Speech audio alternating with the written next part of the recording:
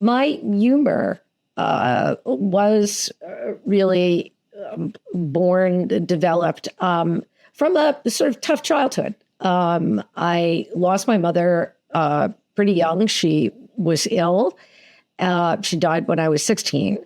And Gina, I'm sorry. Thank you. And it was a loss that it's taken a very long time to process, because especially at 16, you don't know what's going on and you don't know how to deal with it.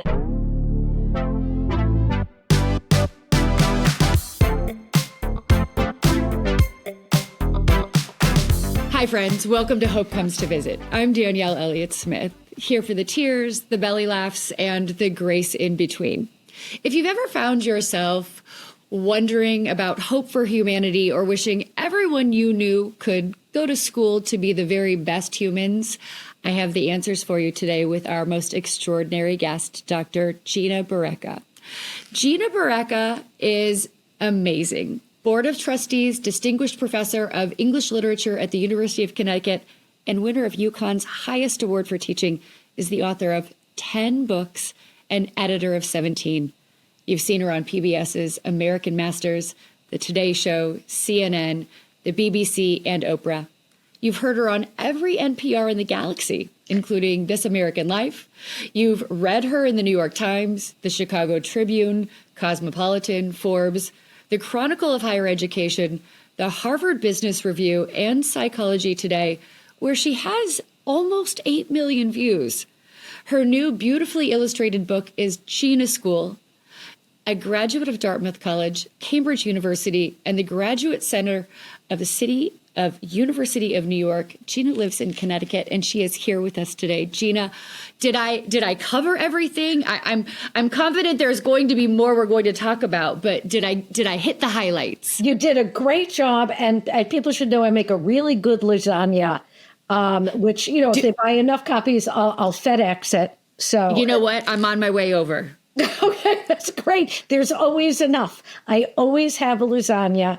Every 3 months, I make batches of lasagna, because there's no reason to make one lasagna at a time, right? You have to. Absolutely. Lasagna has always been one of my favorites, and I feel so. If people are listening to us, they don't have the ability to see your fantastic office. So I'm going to encourage people to head to YouTube as well, so they can watch and see how gorgeous your office is and how beautiful you are. And I swear I want to just come sit in your office. It's as colorful and as rich as I could tell your personality is. Oh, God, I would like that on a blurb, please. And then I can have it made on T-shirts and stationery. Danielle, that's just great.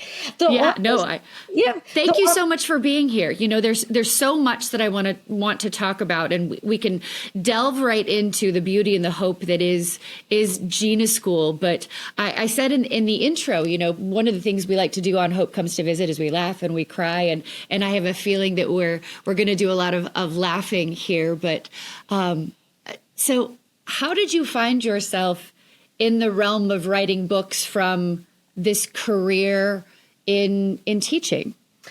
Well, I mean, the humor preceded everything else. And so that's what's led to my focus on humor, which is both what I write about in books for a general reading a bunch, and then it started out with, as an academic, you have to write these scholarly books, which establish your position in an academic world, and also sort of show what your footprint is going to be for future generations. Like if I was an early sort of researcher in the idea that there are differences between men and women's humor. And I remember when I was going to write my dissertation for the PhD, and one of my beloved professors, a great guy named Gerhard Joseph, who ends up being my advisor. And he said a very typical thing. I bet a lot of women, but also some men, have heard a version of like, how can you say that there's a gender difference in humor? Don't you think somebody else would have realized this? You think you're the first one to ever see something like this? If there was that, there would have already been publications on it. And I'm going like, I don't think so. I think I got an argument here to make. And basically that became both my first academic book, which is called Untamed and Unabashed, Wayne State University Press, God bless them. And then it became a best-selling trait book called They Used to Call Me Snow White, But I Drifted, Women's Strategic Use of Humor. And basically it could be summed up, what's the difference between men and women's humor, is that women hate the Three Stooges. Not all women, but most women hate the Three Stooges. You do not see women in professional settings, at bridal showers, during events, going up to each other and going, "Nyeh, nyeh, nyeh." We are not trying to poke each other in the eye. We don't smack each other across the forehead. We don't make farting noises as a way to bond, right? So we don't have bathroom humor. I mean, I think that, and I think this is so beautiful. I've never had this conversation on this level, but it's that fifth grade boy humor has never entertained me. I don't fall into, I love rich, witty language humor. And this is why, I mean, my daughter is smart funny.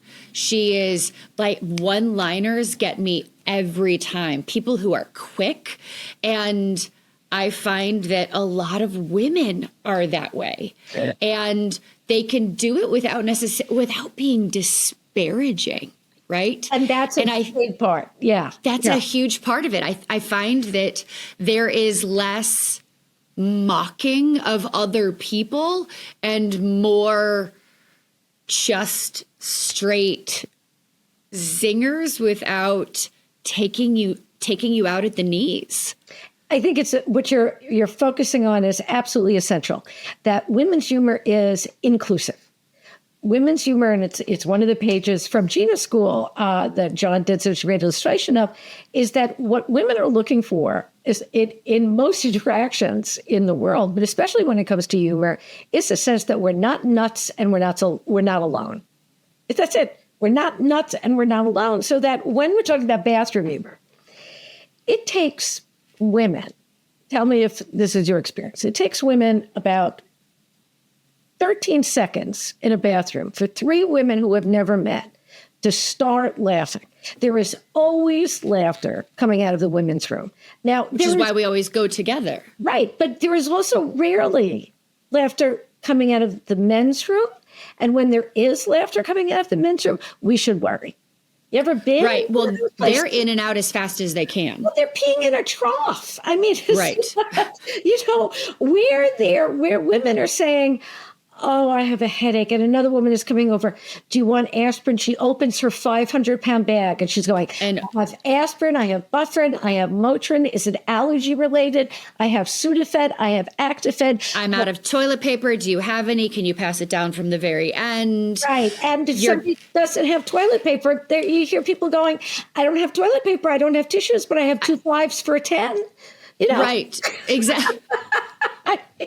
Exactly. Right. This is amazing. So I want to talk about Gina School, because let's start with the reason you wrote Gina School, because I loved the intro and the dedication, because I think that and this goes to the intro I did, and I think this is, I just got chills. I think this is extraordinarily timely, in that we find ourselves in a place right now where we are inundated with a lot of bad news, a lot of where is the humanity, a lot of, damn, I thought people at their core were good people.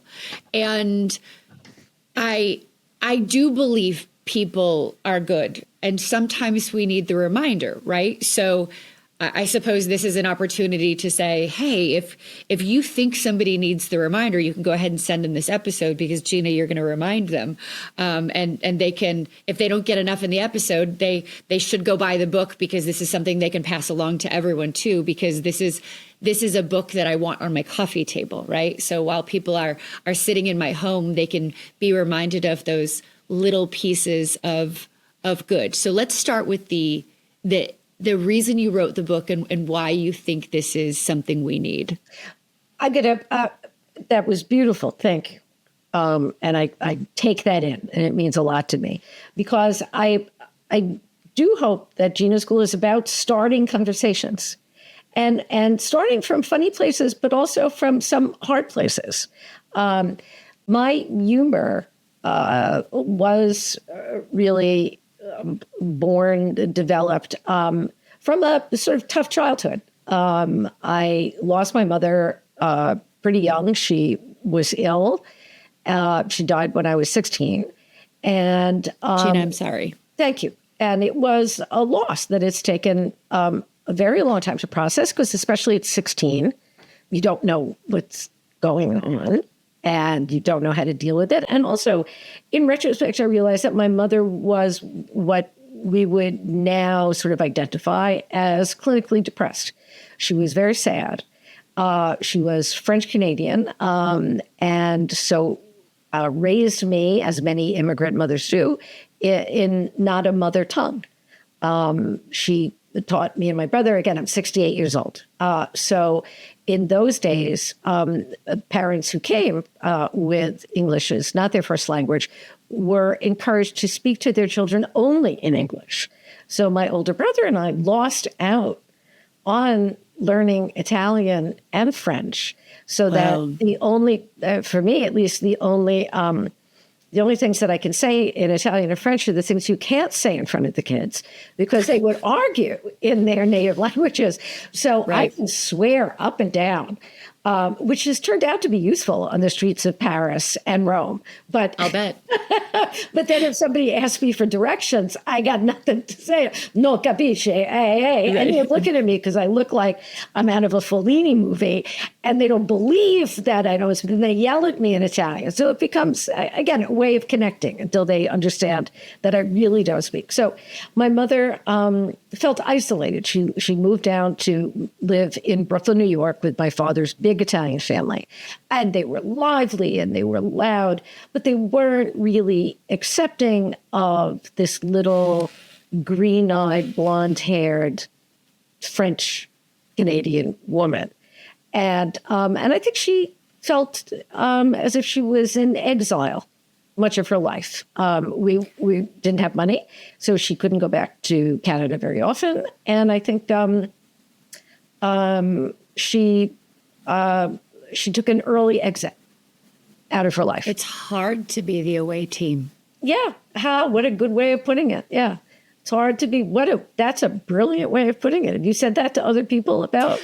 Well, so I've been the away team my entire life. I'm actually Canadian by birth. I'm a dual citizen. I'm not French Canada, but Toronto. Yep. I'm Canadian by birth, dual citizen, and it's been a long process and a lot of work to understand how I've operated, and a lot of the struggles that I've had have been as a result of identifying as the away team. So I grew up in Los Angeles. We moved to the States when I was 5, but moved to Missouri, and I'm in recovery, and I was in treatment at one point, and I had a therapist look at me and say, your true addiction is not to alcohol. Your addiction is to believing that it's your job to live in being the outsider. And you are so addicted to being the outsider, you married into a relationship that meant you would permanently be the one on the outside. And so my ex-husband, always sports metaphors, was you're the away team. And so that's where the away team comes from. Actually, that's such a smart, precise summary of that feeling of always being the outsider, which is, again, a lot of what Gina School is about, because I have always felt like the outsider. But in fact, I'll see while we're talking if I can find it. But the older I get, the more I realize that all of the people who I thought were the insiders also felt like the outsiders. I was the first girl in my family to go to college, or I think to graduate from high school in a timely fashion. It was not what girls in my family did. It was not expected of them, and it was looked at rather suspiciously. And so I was one of the first women at Dartmouth College, 1975.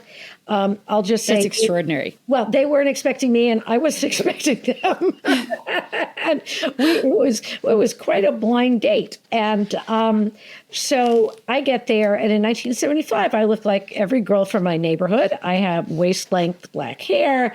I have tight T-shirt. I have black jeans. I have fry boots. I look like a hooker. Right? Or on a good day, I look like Janis Joplin. The other girls on campus, many of them were alumni daughters. They had brothers there. They knew of the culture. I had no idea. It was a very 70s proper, I imagine. And preppy. You were very edgy. And it was this Ivy League, and there were people who I thought they were named after the buildings until I realized the buildings were named after that.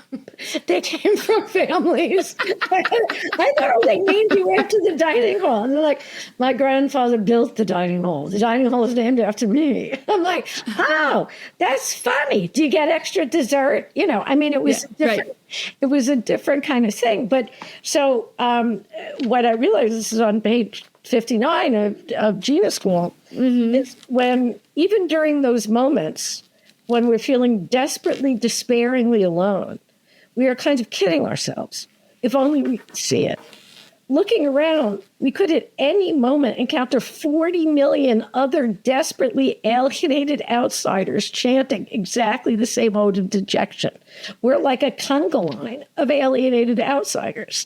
I just got elected to be the class secretary. I'm now a class officer at this place that I felt absolutely rejected by. One of my books is called Babes in Boyland, A Personal History of Coeducation in the Ivy League. When I was there, guys would come up and say, when our grandfathers went here, there were no women. And for 3 years, I tried to make an argument about the usefulness of coeducation. Not everywhere. I think there should be same-sex colleges. But at these places that are really just the entryways to the hallways of power and American and international culture, blah, blah, blah. Nobody listened.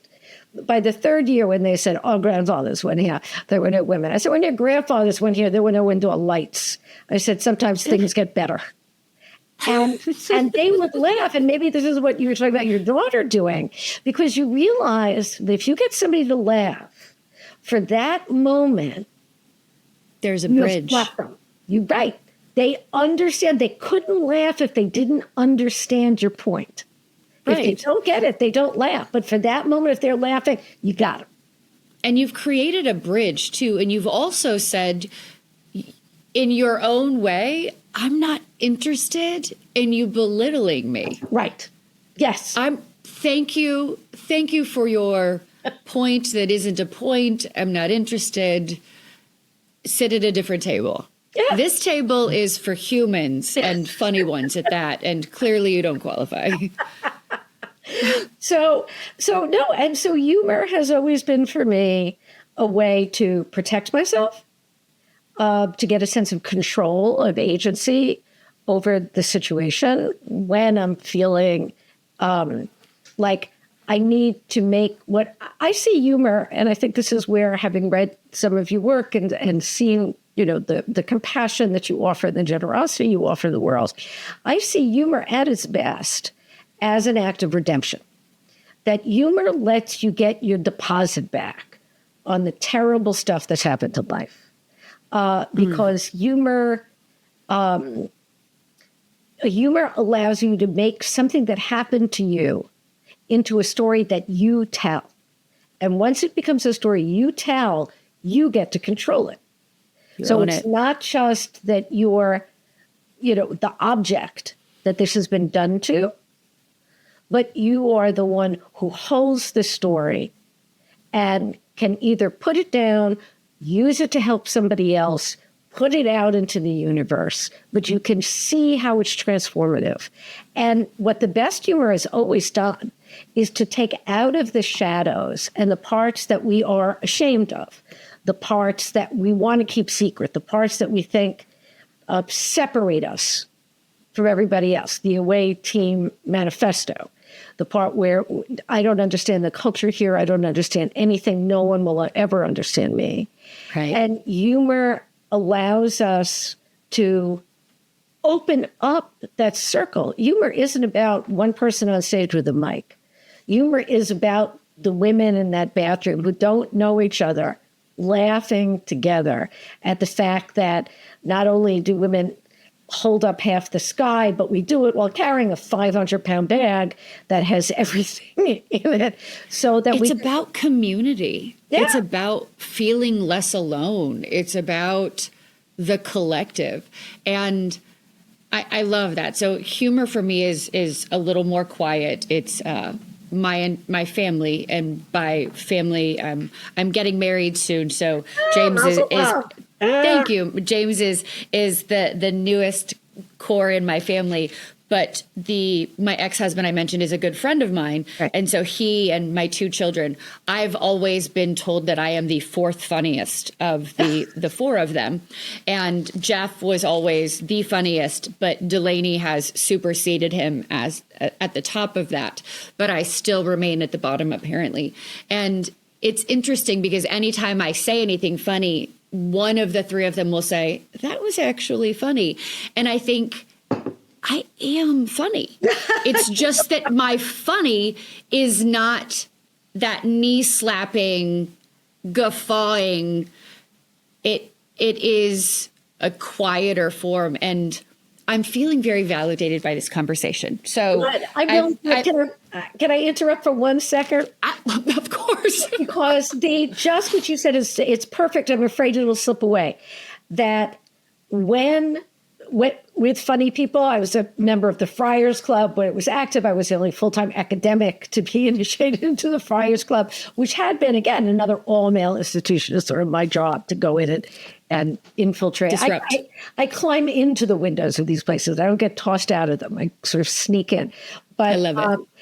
Funny people, really funny people, especially people who really make humor, you know when you're really funny, not when they laugh, but when they absolutely listen and then say, just as the family you're describing did go, that was funny.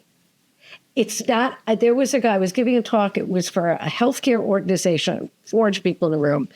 And I'm talking about how women, we have to learn to look after our hearts, literally, because we spent our whole time as children figuratively giving them away or waiting for them to break or whatever. And now we have to actually see them not as some sort of charm that we toss out, but something that we have to keep and nurture and keep safe ourselves.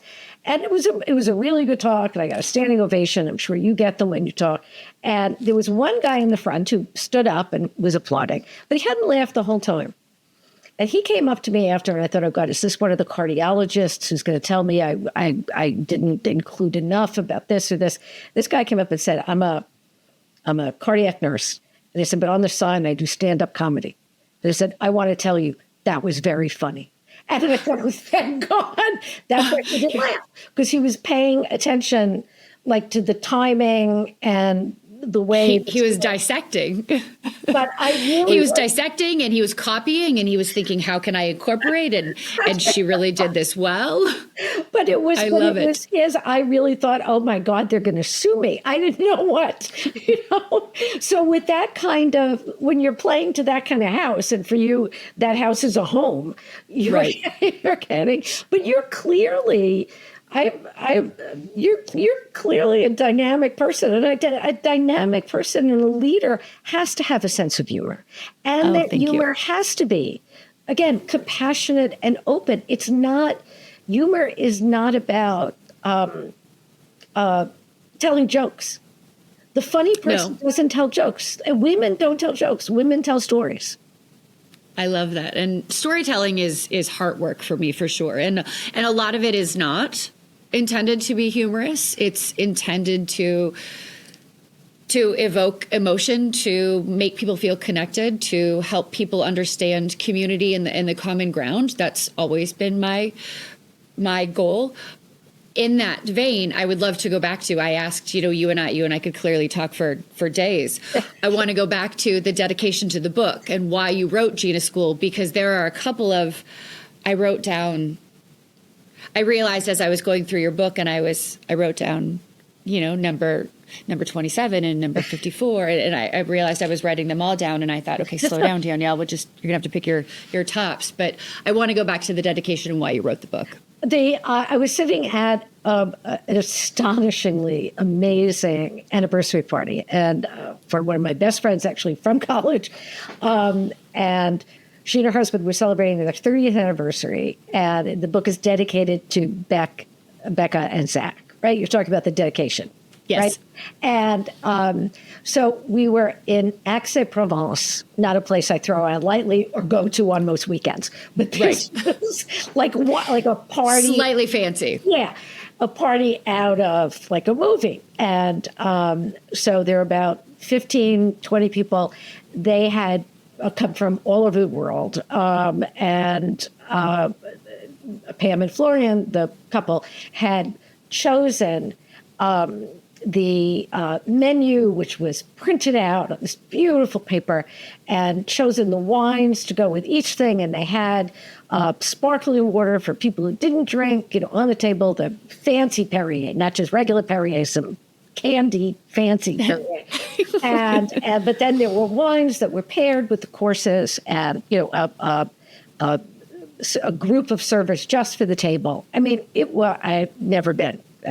So I'm sitting next to the eldest daughter, who I've known before she was born. She just graduated from Brown, and she was with her boyfriend. And she's now actually a journalist who's won a couple of Pulitzer Prizes. So that's amazing. herself. And she's sitting with her boyfriend at the time. They're now married.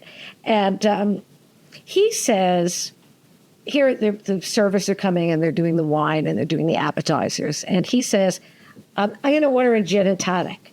And I put my old lady hand, I'm well dressed, but I put my pearl wrapped hand on his wrist. And I said, you're not going to order a gin and tonic. It's not on the menu. You're not going to sell the servers. This was in a chateau. I said, you're not going to send the servers to a whole other part of the structure to get you a gin and tonic. He said, I'm not really a wine guy. He was 23, also just out of school. Yeah, baby. Very smart, but an idiot. And I said, you're not doing that. He said, I'm not a wine guy. I said, then have water. You have water in front of you. And his girlfriend at the time leaned over and said, can he go to Gina School?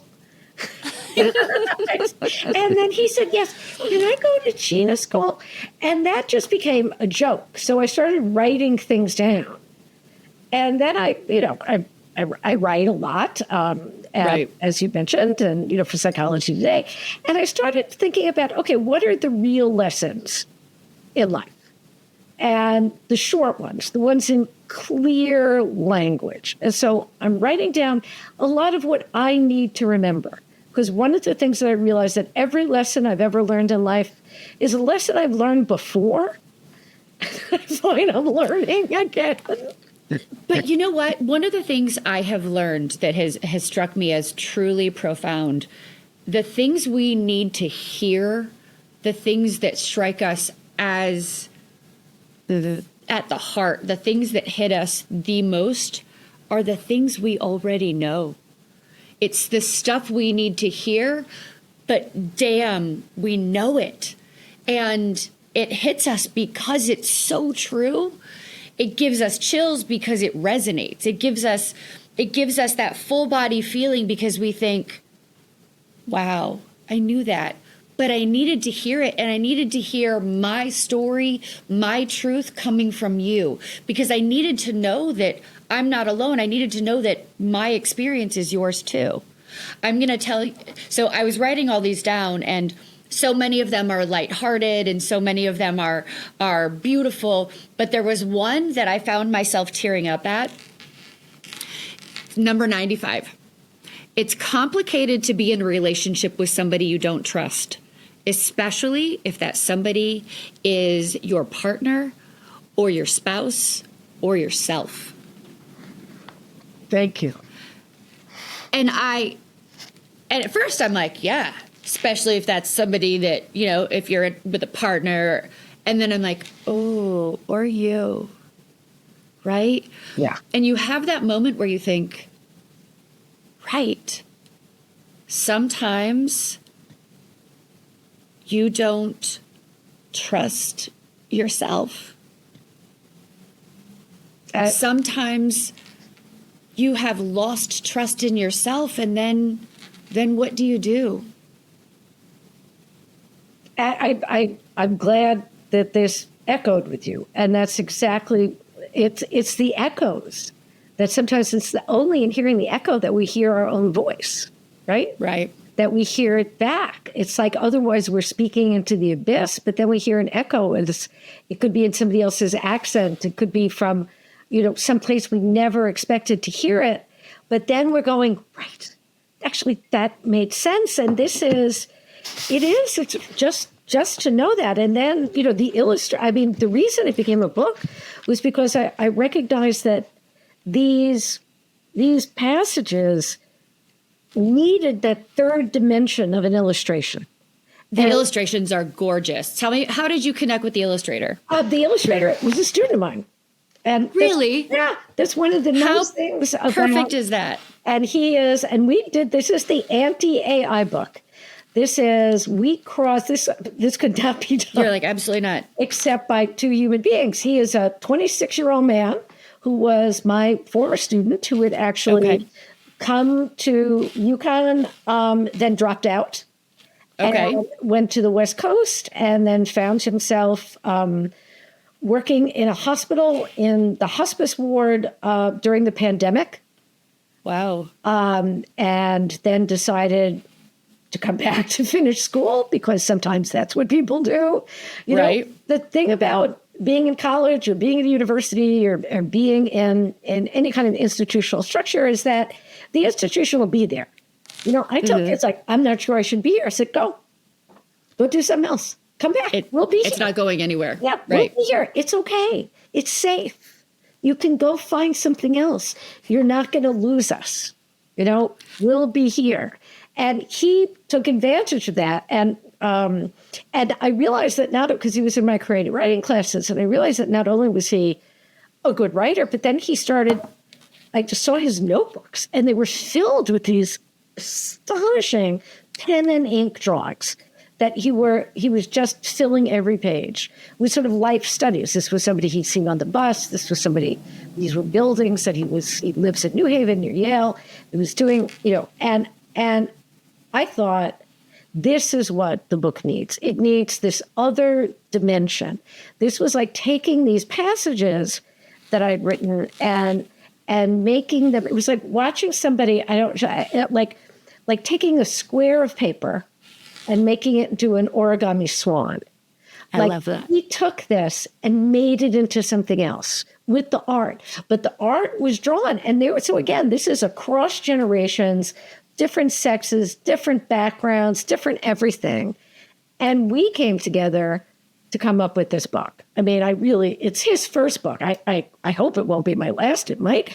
But that he's going to go on to do remarkable stuff. And one of the great things, and I'm sure I know you've talked about this in other places, but it's working with other people and the essential nature of the collaborative process, whether that's with a personal coach, whether it's with a therapist, whether it's with other people, it's in a workshop, but the importance of not fencing yourself off and thinking that you're the only one who can do this or that you have to do it, but having the humility and I think, as you would call it, Danielle, the grace, right?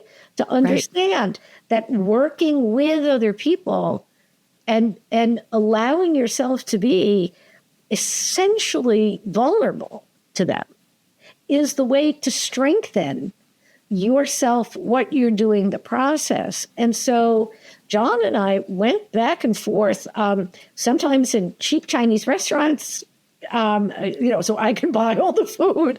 That's true. Sometimes in Zoom calls, often in person, sometimes actually just putting things in the mail, in the post. Because seeing an illustration, seeing the hand-inked illustration, he didn't do these online. He drew these. And so he put the originals in the mail to me. I have students who don't know how to write out an address. You know that? I mean, there are people who don't. Yes, I know that because I joined, when I sent my children to school, I joined the Facebook groups for freshman students, Ah, the parents of freshman students, and the number of parents who will go to the trouble of sending addressed envelopes to their children so that they don't have to deal with it. Or, I mean, we could make that a whole other episode, but yes. well, we sure can, because I could do a Gina School just for parents of children. For what your children should know when they go to college. Yes. And what you should not do for them. Like, yes, when they are calling and saying, Mom, should I have the apple or the banana? It's like, hang up. Parents, hang up.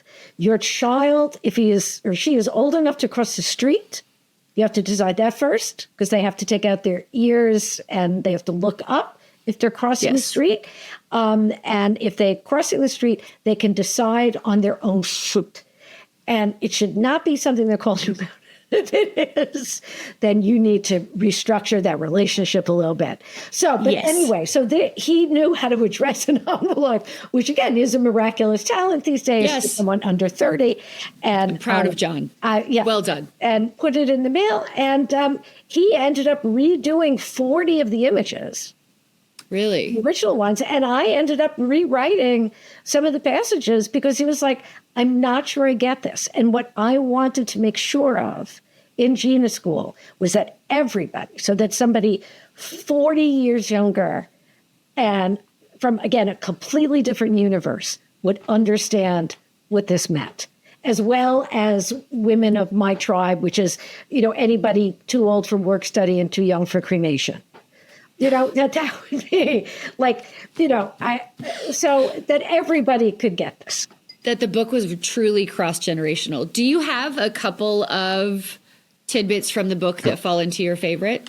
Well, I'll tell you, actually, I was thinking about that coming up, because they were the ones that that I think which fit mostly or fit best into the kind of work that you're known for and your interests. So that number 35, this is the one that I needed to remind myself of. We're going back to the part I needed to hear. This is a lesson I have learned since I was 17, and that I need to hear every day. And I don't know why this goes through me like I'm a sieve, and I need to remind myself of it all the time. And then I realized that other people need the same reminder. So this is, you cannot count on the praise of others to keep you going. Ever. I have that one written down. Really? Ever. You will almost never get it. And when you do get it, you won't get enough of it. And when you do get it, it won't be the right kind. Also, it probably won't be the right person saying it, or it won't be about the right thing. It doesn't work that way. Learn to give yourself credit. That's one of the hardest things in the world for me to remember.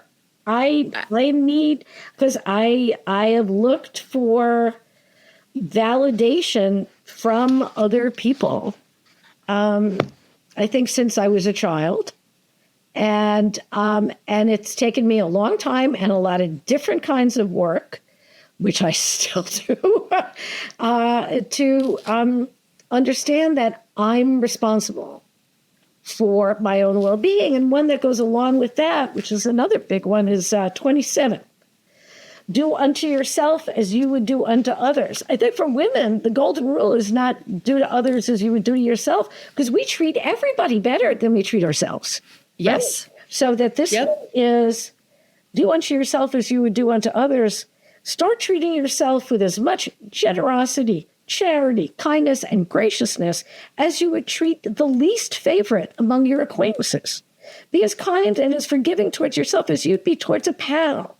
Stop torturing yourself about what you might have done or not done 10 days ago or 10 years ago. Offer comfort to yourself that actually helps, such as cleaning out old wounds and cleaning up old messes. Don't rely on merely short-term diversions, such as drinking heavily before lunch or eating an entire Sara Lee cheesecake before letting it defrost. You wouldn't suggest to a friend that she do such things. Why allow yourself to do them? Imagine you're put in charge of taking care of yourself the way you might be privileged to take care of someone you love. Then do it. See, I love that. It's the way I've always framed that is that I try to treat myself the way I would treat my daughter. Because there are times that and that actually comes from something a therapist said to me at one point. She said, if right now your daughter was telling you that she felt the way you do, what would you do?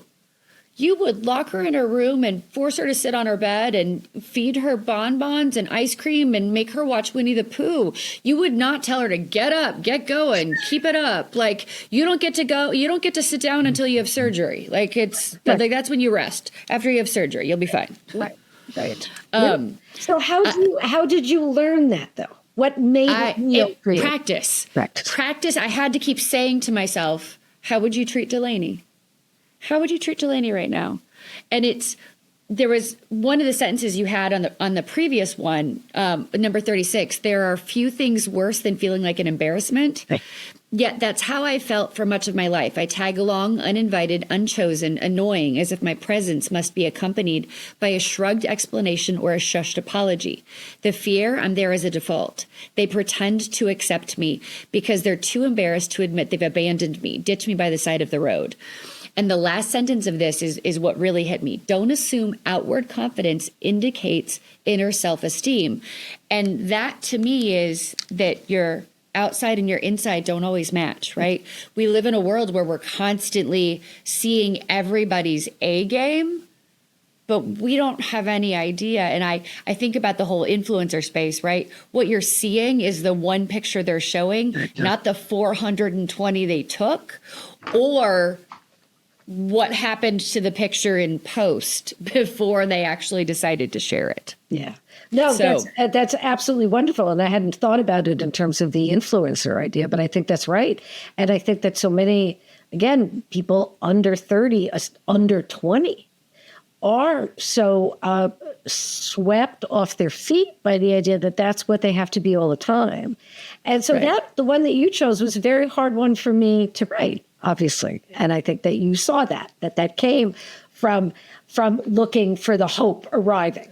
Well, and that girl, that was me.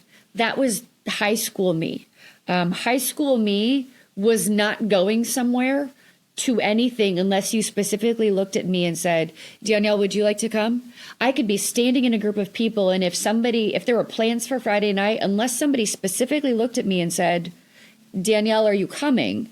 Or would you like to come? I wasn't going because I feared that I would show up and there would be this, what are you doing here? Yeah. And I didn't want to be the tag along. And I think that goes, I moved a lot as a kid, so it goes to that piece.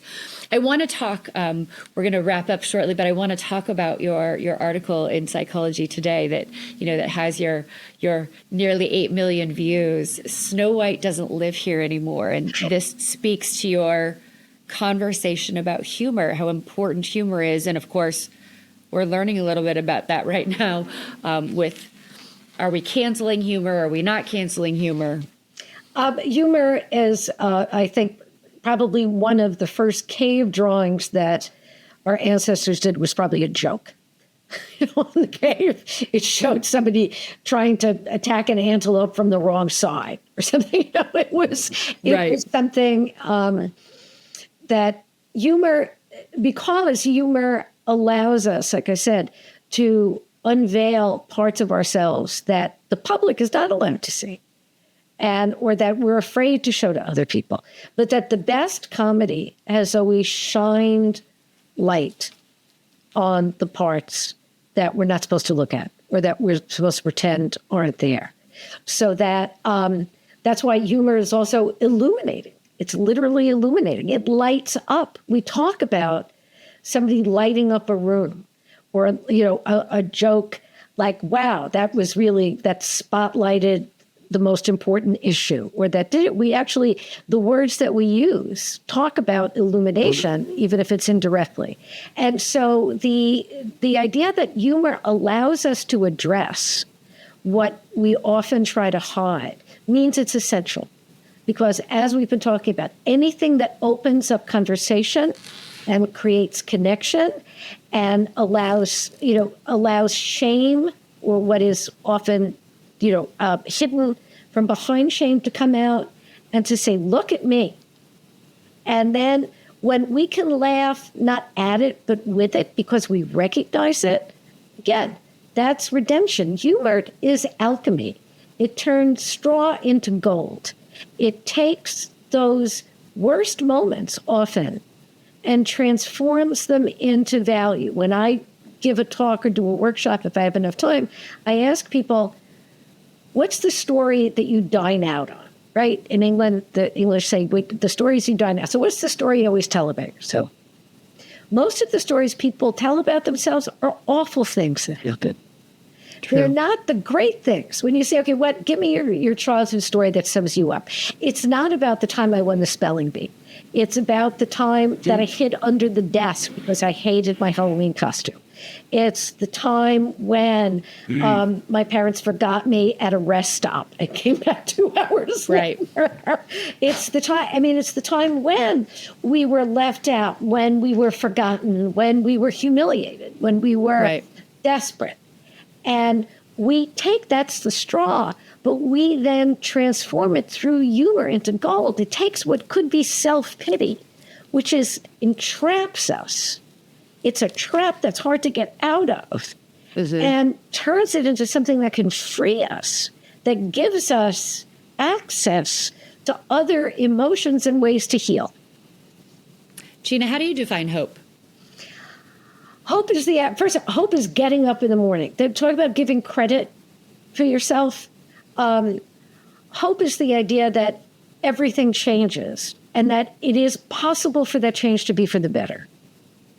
And that, hope is so, such a potent, precious thing. I think of Emily Dickinson's Hope is the Thing with Feathers, right? And then I think of Woody Allen. I'm sorry to bring up his name, but then he said, Emily Dickinson said, hope is the thing with feathers. He said, but we have discovered that the thing with feathers is my nephew, and we're taking him to a specialist in Zurich. Right? So, but I see hope as just the idea that things will change. Despair is the belief that nothing can ever change, that you are stuck in repetition. Hope is the wish that something will change. And then what hope really depends on is your ability to allow hope to embrace you, not necessarily for you to embrace hope. You may not have the energy to do that, but that for hope to embrace you and for you to allow yourself to accept that change for the better. And sometimes it has been hard. It has been such a delight to have you here. Thank you so much for spending time with me, for making me laugh, for making me think, for schooling us in all things good and hopeful. Where can people find you? GinaBarreca.com, GinaBarreca, so Psychology Today, in every bookstore. Please buy the book. Absolutely. In book clubs, all the rest of it. But I am easy to find, and I answer every email and on Facebook and on all the rest of it. And it has been an honor, Danielle, and I hope this won't be our only conversation. You are a treat, and I wish you so much happiness in this new wedding coming up, in this new marriage. Thank you so much. And have your kids, if they have any questions about how to deal with school, they can write to me. Yeah, I definitely will do that. Dr. Gina Barreca, thank you so much for joining me. And friends, thank you so much for being here. However we have found you today, I certainly hope we have left you with some light and some laughs and some good schooling. Make sure you go out and find Gina's book and GinaBarreca.com. And please go back and find one tidbit in this episode, share it with a friend, pass the episode on. And of course, if you are enjoying the show, as I so hope that you are, you can either send me a text there on the episode itself, you can write a review, you can pass it on. And I do hope that you will take very good care of yourself between now and the next time that we see you. Thank you for being here.